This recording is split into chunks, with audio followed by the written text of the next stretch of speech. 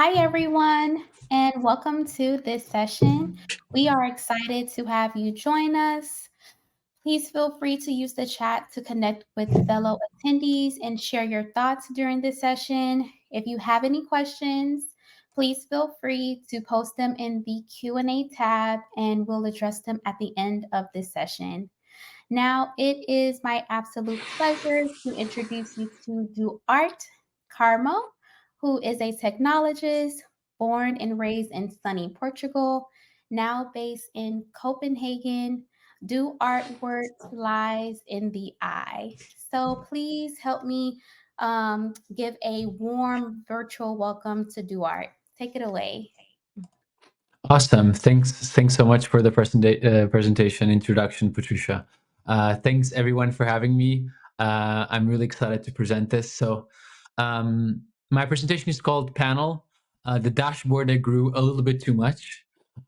It's a saga about pain, scale, and overall just bad decisions that I've made over the years. And so yeah, I hope you guys enjoy this.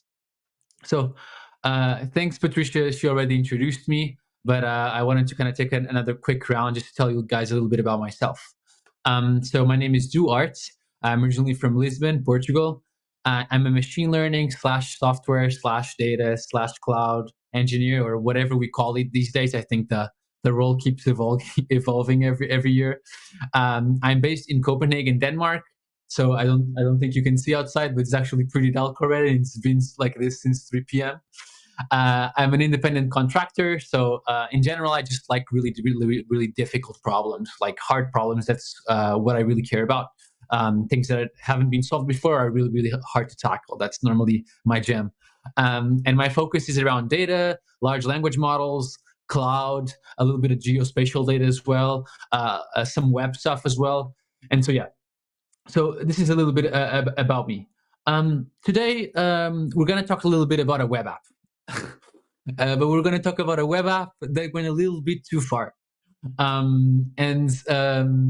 The talk is going to be surrounding Panel, this web framework that I'll tell you all about. And so this is a meta talk. So it's in Duarte, it kind of sounds a little bit more like a rant. And so it's going to be an in-between between a talk and a rant. But my hope is that you'll be able to actually take some lessons from this, and hopefully you'll find it interesting, and hopefully you'll bring something home with you, in case you're not home yet. From this presentation. So we'll talk about 5 different areas. We'll talk about what's this dashboard I keep talking about. We'll talk a little bit about Python on the web. And should we really use Python on the web? Shouldn't we use Python on the web? What's the deal? We're going to talk a little bit about Panel. I'm going to give a small primer on Panel and what it is, what the framework is, what the framework does.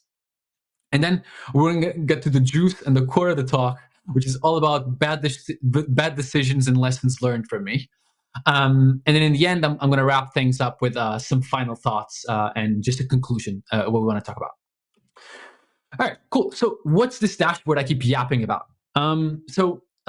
Every one of us, if you work in the software data, machine learning data kind of Python side, we've all built dashboards. And this is yet another one of these dashboards. We have a lot of data that one of my clients collects. We have niche people that are really interested in that data, but don't know really how to squeeze the juice out of it. And so we build a dashboard. We build a way for these people to kind of filter the data according to the stuff they really want. We build some nice visualization so they can check out the trends over time. And we actually also build a rec system where everyone can actually talk to their data in this dashboard. And so, yeah, it's a business dashboard. You've probably seen a million of these, and you've probably developed at least 2 or 3. And so, yeah, this was all about the dashboard. And we started building this dashboard with actually something called Streamlit. Well, I'm pretty sure most of you know what Streamlit is, but Streamlit is basically a data visualization kind of dashboard framework library that allows you to basically spin up a web framework, like a website, with about 6 or 7 lines of code. So here's an example. I just import Streamlit as ST. I import pandas, I write something, and then I get a web app in front of me straight away. And you can see from 2020, here's the GitHub stars, how valuable that is for the framework, I don't know, but the popularity is certainly a lot. And you can see from 2020 all the way to 2024, this framework has really it's not exponential, but it's pretty constant growth. And so, and Streamlit is pretty powerful. This dashboarding tool and this library is incredibly powerful. Like, for example, here's something I built. Like, this is like a clone of ChatGPT. It's basically a ChatGPT wrapper where you can ask questions, but it also allows you to kind of plot those questions. The LLM can answer you and plot things that you ask it about. So here's an example of like a graph comparison of the most used data visualization packages in Python, and it responds to me and generates a bar plot. And this whole thing is built in 200 lines of code, which is pretty crazy. So 200 lines of code, and you have like a ChatGPT wrapper. And I've left the URL here if you guys are interested. And yeah, so it's an incredible framework. It's really easy to get things going with Streamlit. But Streamlit is great, but Streamlit is not perfect. But I'll just caveat this with saying, I love you, Streamlit. Thanks a lot for sponsoring PyData Global. But the fact is that Streamlit doesn't solve all the problems when you're trying to develop a dashboard. And there's a couple of things I want to talk about Streamlit, right? It basically runs from top to bottom. That's how the way, like, it's just Python script that runs from top to bottom. Streamlit has these notions of states, but it's like there's a pretty complicated if you're not used to like the front end area. And the customization options with Streamlit, the last time I checked, were pretty limited. So if you want to like use this custom font and custom designs, it's pretty rough.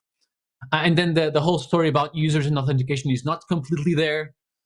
Like the testing story is not completely there. The web server of Streamlit is a little bit weird on how it works. We don't really know what's under covers.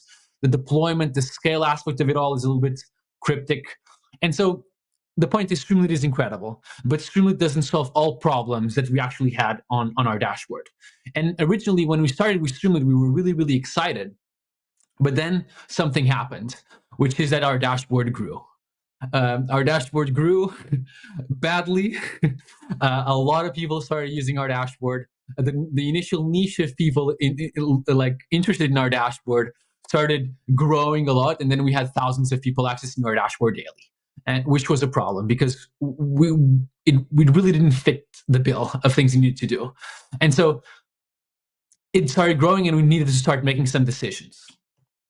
And before I get to those decisions, I want to talk a little bit about Python on the web. Should we really use Python on the web? Of course, we're Python, right? We're not JavaScript, but we have options. We have options on our side. Like Python has some pretty good frameworks. And there's this really, really cool website called Pure Python Web Development. I dropped the URL right there on the slide. It's not active anymore, but I think it was a really nice categorization of Python on the web. You have like your class A frameworks, like these are things that are rock solid, like you should use this. Things like Django, right? Things that like Instagram was built on, or Dropbox, or things like that, like things like Flask, Fast API, things that are really, really well established. And then you have your class B frameworks, where things like Gradio in the world of LLMs, or things like Streamlit, or things like Shiny or Brython, which is like a JavaScript compiling Python to JavaScript. And these are like limited scope, might lack some features, which is obviously the case of Streamlit, like I mentioned. And then you have your Class C frameworks, which are the ones that are not recommended for production, like things like Fast UI from the PyData team, PyScript from the I think is the Anaconda team. Yeah, so these are kind of not recommended for prod. And so we were in Streamlit, right? I was thinking like, okay, Streamlit is not scaling like we want, doesn't have the customization that we want. Perhaps we should actually move to panel. And we see this a lot, right? Like before we had like all of the data people, like the machine learning and data science people here on the left, and the software people on the right. And there was kind of this wall behind us of like, hey, you guys do machine learning and data, and we'll handle the software in the front end and whatever needs handling. And I think there's kind of a push of the data people kind of building more user-facing things, and the software people kind of trying to know more about large language models. And so there's definitely a push for us kind of trying to put things in front of people. And so our thoughts was like, we can still use Python here. We'll just use like something like a better production framework for Python, like Panel, for example. But unfortunately, like life's not that easy. It's really hard to predict if you have a certain project where that project will be in 2 months from now. It will probably be dead, like 99% chance it will be dead, but it might occur that it gets really popular. And so we decided to go with panel, and I wanted to give a little primer on panel, what panel is, what it does, and yeah, explain to you a little bit how this works. So panel is a full stack Python dashboarding tool. That's what I call it. They call it the powerful data exploration and web app framework for Python. It has thousands of widgets and examples you can use. Like, you have many more widgets than Streamlit ever thought of having. The framework also moves incredibly fast. They're really releasing updates kind of weekly. They have a really, really quick cycle of iteration. It has this really, really deep and rich feature set. It has no fear of JavaScript. It actually allows you to write some JavaScript or React if you want. And the thing that I love about it the most is that it has this great and really, really, really, really deep set of documentation. And I cannot say enough about Panel's documentation, really. It's been a lifesaver for the time my team was kind of using it. It also has like hundreds of examples. If you want to look at some example panel apps, you'll go and browse on their kind of app gallery, and there's thousands and thousands of dashboards examples that you can inspire yourself to build your next one. It's really amazing what they built. And finally, they have hundreds of widgets, and you can use them like write your custom React components. It's a little bit crazy. And they also have like for all the LLM stuff that some of us are doing, they even have an app like called basically panel chat examples, where they have different examples how you can build LLM interfaces using panel. And they even have this example here, which is like two OpenAI bots talking to each other. But it'd be like 5 or 6 lines of code. You got to like yourself a chat interface with all the bells and whistles that you might want that maybe Streamlit doesn't give you. Which is really, really, really nice. And so before we talk a little bit about panel as well, I wanted to shout out like some of the maintainers. And here I'm kind of spotlighting Philip, Mark, and Simon, which have been doing incredible work with panel and the framework. And I'm sure there are more contributors. These are only the ones I kind of surfaced more with, but they're really an amazing group of people, and they're really, really passionate about what they're doing. Specifically Mark, I think like the depth of the documentation of panel is really, really due to like him and how his like obsession about documenting every single aspect. It's really incredible. And every GitHub issue that I opened and discussed, they were there to help me out. Every reach out on Discord, they were kind of help me out. I even had calls with them and everything. So it's an incredible group of folks. And I also wanted to say, I wanted to preface the next section by saying that whatever my experiences were with the panel framework is by no means a critique of their great work, because the fact that the panel team has built an incredible framework and library is undeniable. The usefulness of this tool is just amazing. And so you can see like it's classified as a class A framework because it provides an incredible amount of tools if you want to build like something in Python for the web. And so yeah, this is by no means a critique at all. And so now that we've done our disclaimer about not being critiquing the panel team, let's talk a little bit about some of the bad decisions that we made and some lessons that we've learned while building with panel. And the first one is a simple one. It's the filters. It's what I call the filter saga. We have a filter, like we want to give our users the opportunity to filter data according to whatever they want to see. And so that's easy, right? We have a region filter, and you select only the data related to that region. Then we'll have a country filter. Okay, great, another filter. And so we have 2 filters now. But if we think about these filters, like the country filter probably depends on the region filter. If I select Europe, I probably don't want to see Canada on the country filters, right? So we have this dependency of whatever the user selects in region needs to reflect in the possible selection options in country, and also kind of vice versa. You don't want to leave it like being selected with Portugal, but then the region is like Africa. Like you don't really want to kind of mess with this. But Then there comes another issue, which is I don't have 2 filters. I have 20 filters with different dimensions of data that I want users to be able to select and utilize. But now I have a gigantic problem because not only region and country depend on each other, pretty much every filter depends on each other, which creates this massive headache of me having to actually deal with filter logic and how these different filters allow my users to select data or not. And this was a really painful place where our team, which was mostly focused on perhaps not UI development, was now focusing on UI development and how to manage these filters. And so I wanted to kind of surface on the filter saga with, do we really need these cascading filters? Like if you look at like LinkedIn or a couple of other like dashboards, like do they really have this thing?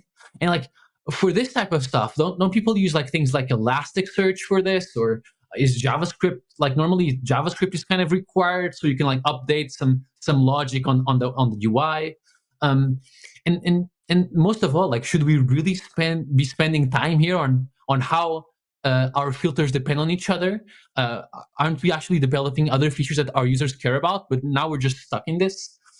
And so this was like the first saga of dealing with kind of Python in the web, and like specifically not in the web, but like for interfaces. I think things like Django and Fast API are super production ready, but they don't make you design interfaces. They just give you APIs. In the case of Django and HTMX, it kind of changes, but we're not going to go there. And so we talked about the filter saga. Like, what about the data saga? How does this work? Because we have something handling the data and handling the UI at the same time. And we enter what I call the data loop of desperation, which is I have this big pandas data frame, 2 gigs, 4 gigs, whatever. Yeah, maybe I can be smart about it. Like, let's do some DuckDB and query like the parquets from S3 and like just dynamically load them in. And okay, but this doesn't perform. What? Okay, but our users are kind of by country. What if we put a dictionary in memory and have a country by key and then really fast download each country by whatever the user needs? And yeah, we just need to be smart about it, right? Like we'll use some caching. We're going to use some caching here. Caching is going to be fine. And then we realize, okay, but this is not working again. And then it's going to be, oh no, but our data keeps growing. Yesterday was 2 gigs, now it's 4 gigs. Tomorrow going to be 6 gigs. And then it's going, okay, but we just optimize some things. And then we need to be smart about caching. And then this is not working again. And then, so we get in this loop again of like, my data is growing. I have to handle UI while I have to handle the data, which becomes really complicated. And so we even think about like, okay, probably we should use something like polars, is much faster, but still you're handling data and you're handling UI. So you're trying to do these 2 things really well. And eventually what happens when you try to do 2 things really well is one of them fails. And so we started thinking things like here in red, does the user really need to see this feature on our dashboard? And when this came to mind, I was really pissed off because I mean, if we're cutting on what the user needs to see, there's something wrong with what we're doing. And so this whole thing about being in charge of data while being in charge of UI is really complicated because normally these things are kind of separated. You have something in the back end, something in the front end, but now we're trying to do 2 things really well, which is hard. And so here regarding the data saga, we'll talk, some of the questions that I had is, okay, how big is your data going to be? Are we actually now that we're trying to do like this, everything in Python, actually sacrificing the user interface? And whatever we're doing with caches or whatever, is it actually working if our data set doubles? And soon you realize if you ask yourself always, if it doubles, does it work? Then you'll start building things really differently. And a really good sign as well is when we start throwing caching everywhere.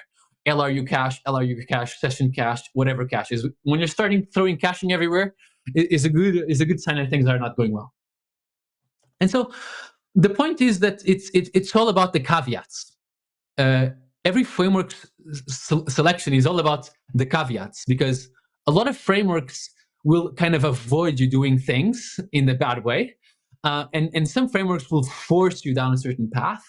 But frameworks that don't really force you one way or the other is kind of a risk for you to get in trouble. And so, again, like the documentation of panel is absolutely great. Like here's a section just on improving performance. Like they explain to you how to improve performance, how to cache your data, how to improve scalability, the best practices, how to add authentication, configuring your server. Like they give you information about everything. And so they have a super deep documentation set.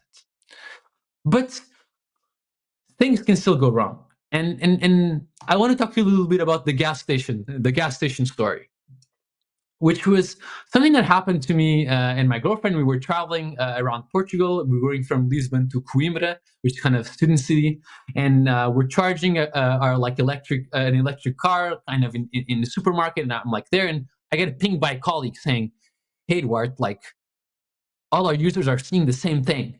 And I'm like, "What? All users are all seeing the same thing? I mean, this can't happen." Like someone from Portugal cannot be seeing the data from Italy and vice versa. Like what the hell is going on? And everyone was panicking. Like it can't be. We have some like important data that we can't disclose to other parties and stuff. Like this can't be. This can't be. And I was like, okay, going to the documentation, like what happened? What's going on? And I got to this page where it says, note that when you serve an object directly, all sessions will share the same state. The parameters, therefore, you will usually want to wrap your app in a function. And I'm like, no, this is exactly what we did wrong. Pretty much like we're basically sharing the state across everyone that's using our app. This is highly problematic. And then there was, of course, documentation for it, right? But it was too late.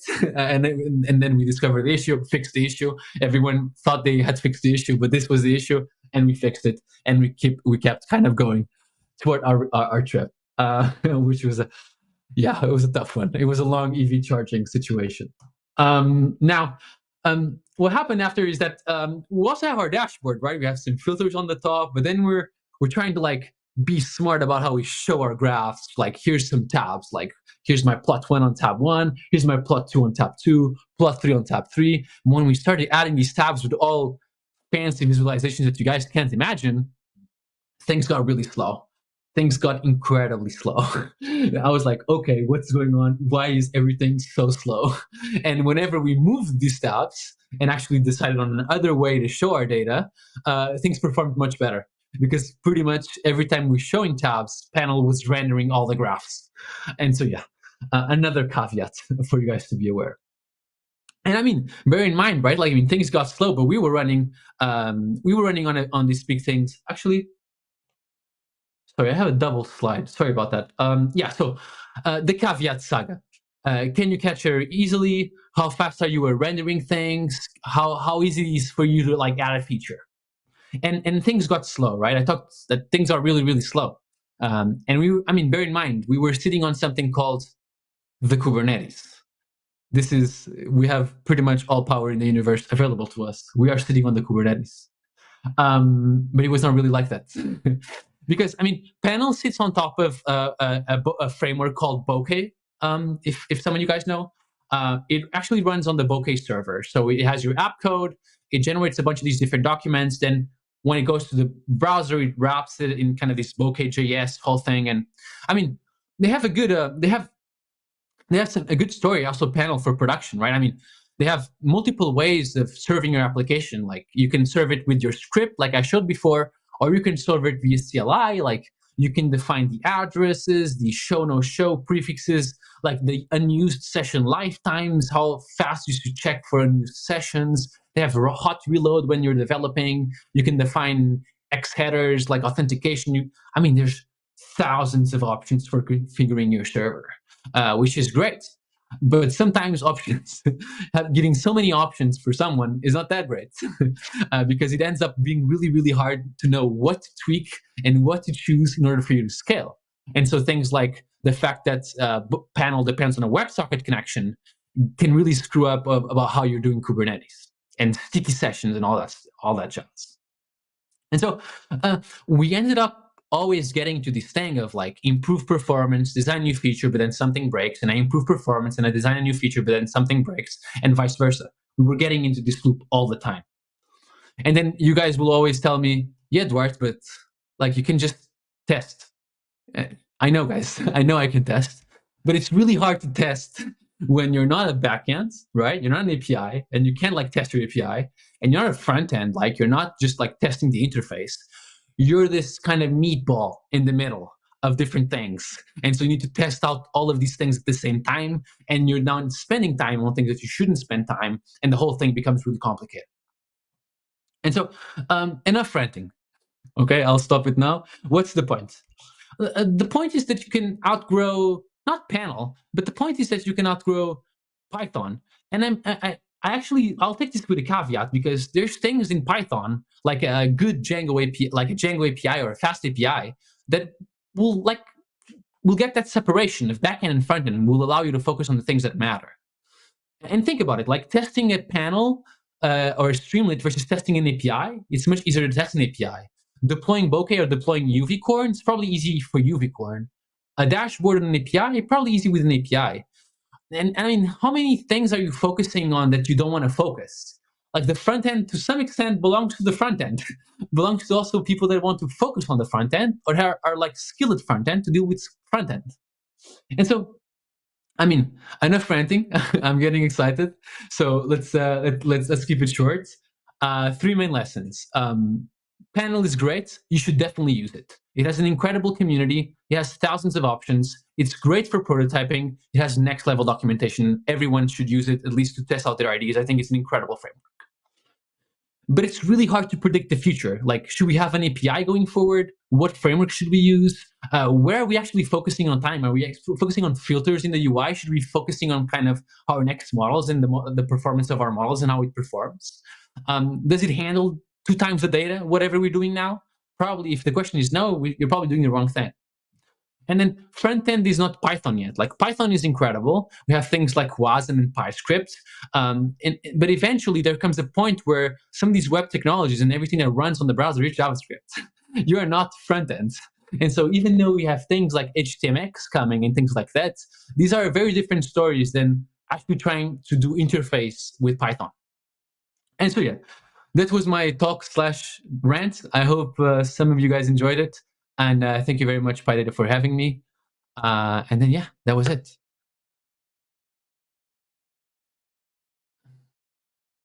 Thank you so much for your presentation.